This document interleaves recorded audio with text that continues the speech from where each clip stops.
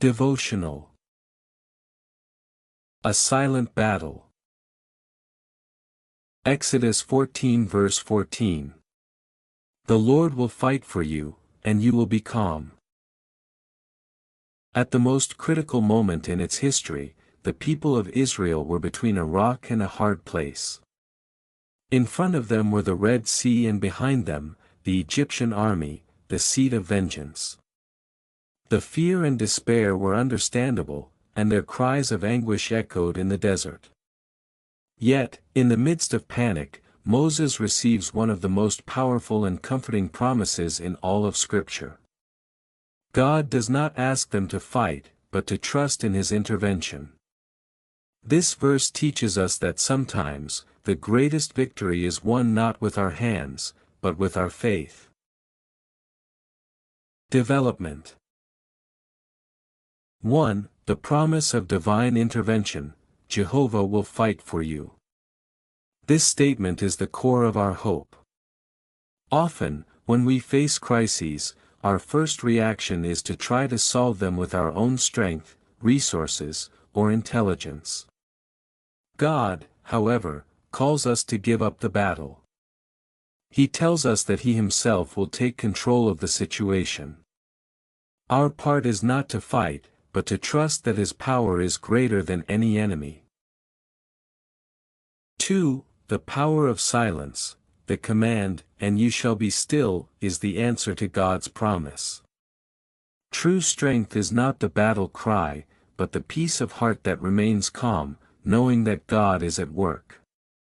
Being calm does not mean being passive or indifferent, but having active confidence. It is the discipline of quieting our anxieties and fears to hear God's voice and see His hand in action. 3. From human battle to God's victory.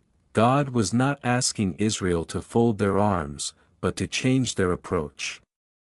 Instead of looking at the Red Sea and the army, they were to look to the one who was in control of both. The victory would not be an anecdote of Israelite courage, but a testimony of God's faithfulness and power. In the end, it was not the power of man, but the power of God, that parted the waters. Practical applications. 1. Identify your battle. What situation in your life are you stealing from the peace? Is it a financial hardship, a health issue, or a family conflict? Name that battle and give it to God. 2. Practice active silence. Instead of letting anxiety get the better of you, take time to be alone with God. Read His Word, pray, and just be still, trusting that He is working on your behalf.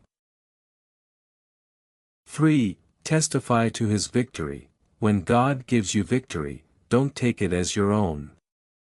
He proclaims His faithfulness to others. May your story be a reminder that He fights for those who trusted Him. Conclusion. Exodus 14 verse 14 is an eternal reminder that our greatest battles are not won by human strength, but by divine faith.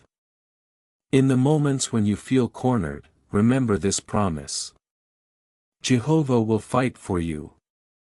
Your role is not to fight, but to trust.